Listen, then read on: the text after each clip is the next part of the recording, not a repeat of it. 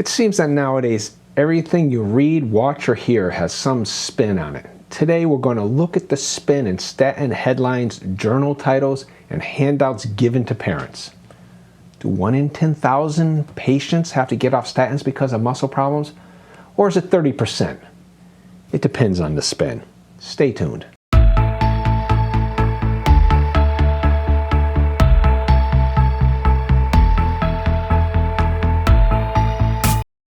Before we jump into it, let's make sure that we all know what I mean when I use the term spin. The online Merriam-Webster dictionary defines spin in this context as a special point of view, emphasis, or interpretation presented for the purposes of influence opinion. And then they talk about spin control as the act or practice of attempting to manipulate the way an event or issue, I added the or issue, is interpreted by others. This is how I'll be using this term in this video. So who uses spin when it comes to statin information? Well, obviously pharmaceutical companies do. They have a profit motive. They actually have a fiduciary duty to their stockholders, and that means selling more drugs, which in turn means marketing, which is the epitome of spin. Researchers use spin. They need to publish in order to survive, and that means on occasion manipulating data to support a result that's at least interesting enough to get published. Your doctor may engage in spin to browbeat you into taking statins even if you're hesitant. They may tell you about risk reduction without explaining that it's relative risk reduction and not tell you the actual absolute risk reduction that you may get. And then finally, YouTubers are masters of spin, presenting one side of the story by engaging in a wide variety of tricks to get our point across. And I count myself as one of them, so I am self-aware. My first video gave 10 reasons why you should be careful with anything I present. But what I do is I counterspin what I see as the pro-statin high-speed spin that's out there. So in this video, I'm going to go over 3 examples of spin in statin-related literature. The first will be the Sampson trial. I've covered this in detail before, but this time I'm going to approach it from the spin point of view. The second's a lot more subtle and involves a study of statin effectiveness in patients with HIV. And the third's going to be a closer look at some key statements in a leaflet given to parents of children who have familial hypercholesterolemia in the UK. I covered this also once before in my video on giving statins to children, but this time I want to expose a very sneaky spin that they used. So let's look at the Sampson trial, which claimed to have measured the nocebo effect from statins. The nocebo effect is this concept that some adverse effects from statins are generated from the patient's expectations rather than from the drugs themselves. In other words, psychosomatic. So a summary of this study was reported in November of 2020 in MedPage Today. I want to be clear, I often consult MedPage Today for good layman's understanding of key health issues, and they're a good source for this information. However, their headline, Sampson Trial, 90% of statin complaints are nocebo effect, it's a gross misreading of the actual conclusion in the paper, and the article basically just regurgitated information from the trial report without any critical analysis or mention of the limitations or flaws. Now, all studies have limitations, and that's fine. That just sets the boundaries on what we can apply it to. But this study took data that fell outside the bounds of their own definitions of what's valid, and they pooled it with the valid data. As a result, a patient who reported worse adverse effects on placebos, which is something the trial designers quite logically assumed shouldn't happen, those patients could offset several other patients who showed more adverse effects on statins. So in short, this 90% value report was just so corrupted from bad data and other study design flaws, it was meaningless. So, yet the headline in the article would lead you to believe that the adverse effects are overwhelmingly in the patient's heads. Now, watch my other video for a more in-depth look into that. So the New England Journal of Medicine article, where this was originally published, simply stated what the study was about. Their statement within it, though, said in patients who had discontinued statin therapy because of side effects, 90% of the symptom burden elicited by a statin challenge was also elicited by placebo. It's not the same as 90% of complaints are nocebo effect. Those statements are actually very different. But it really doesn't matter because the 90% value was so flawed to begin with that I am actually shocked that this paper passed peer review. It casts serious doubts on the peer review process. Only reviewers already committed to seeing a large nocebo effect could possibly have let this paper through without serious objection and serious editing. Now, if I were to write a counterspin headline, I might word it like this. Sampson trial, hampered by corrupted data gathering, illogical results, and poor data analysis. That would be a true headline, but it doesn't really tell a fair story because there is spin in there.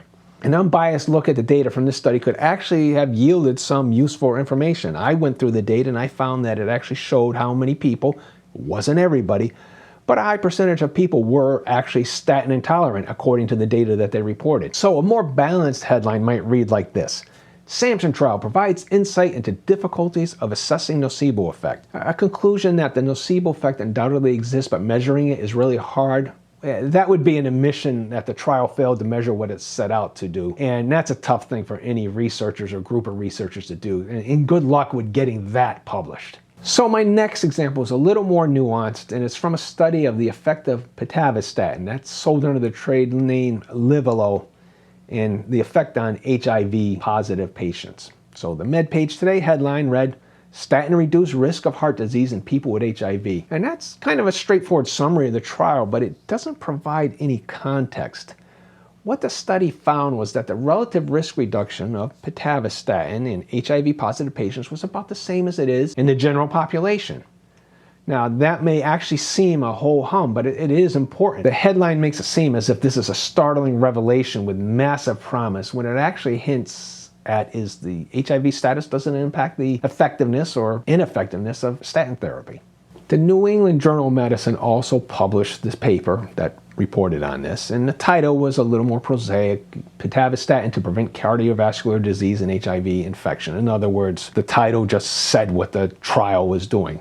And from this, we get no clue as to what the result might be. We actually have to read the actual article. So the title of this does not have a lot of spin in it. But if I were to put an anti-statin spin on this study, I'd word it like this: Study confirms statins as ineffective for HIV patients as everyone else. Now, this is a biased headline. There's a value judgment built into it, just the use of the words. I mean, if we replaced ineffective with effective, it doesn't change the meaning a bit, but the message changes dramatically. Again, because of spin. So a balanced headline might read, HIV patients get some benefit from statins. Standard calculators underestimate CVE risk. That's what I got out of the article. It's like having diabetes or high blood pressure or being a smoker. Being HIV positive is a cardiovascular disease risk factor that's not accounted for in the online calculators.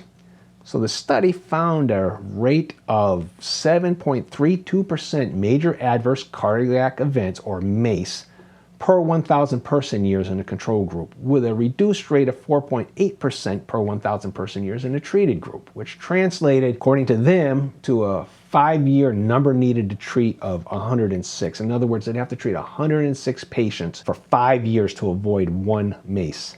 That's not a very convincing sales job in my mind, but that's what we're dealing with when it comes to statins. My point is that the study results were important, if underwhelming, but at least they showed a consistent relative risk reduction, about 35%, as seen in the general population. You know, like Lipitor is always being reported as 36% risk reduction.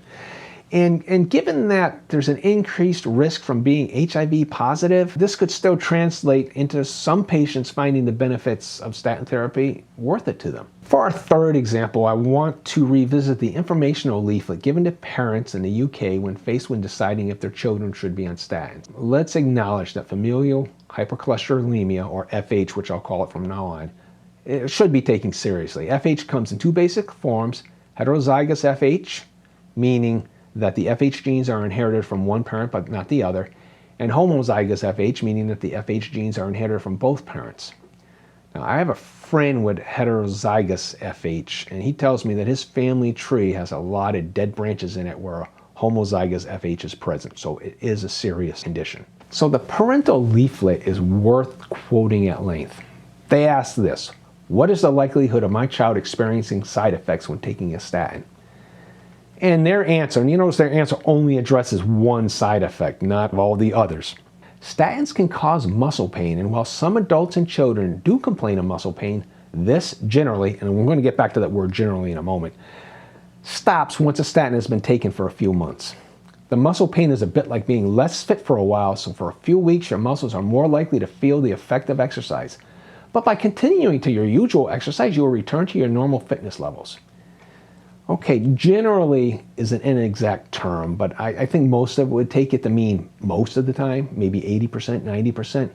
I haven't found any studies confirming this. The best I've seen are statements such as For some patients, the pains go away. And some that's even a squishier term, but I would certainly take it to mean less than half. I personally was never able to return to normal fitness when I was on statins, though more due to shortness of breath. And even statin guidelines recommend that patients who are on a high-intensity statin not engage in high-intensity exercise. So if you're putting a child on statins, then it's probably going to be high intensity for the child's size at the very least. You're limiting their choices. I mean, no sports teams participation, for example. I mean, track, football, basketball, they all require high intensity exercise. I suppose it could go out for a golf team or something like that, so it's not like they can't go out and do any outdoor activities. So the leaflet goes on to say, very rarely, patients experience severe muscle pains and have to, that's a key phrase, so that's why I've highlighted it, stop taking their statin medication, but this happens in less than 1 in 10,000 people. So this is where the spin techniques are in full force, and I want to concentrate on this statement. The spin is really hiding in those two little words, have to, as in must.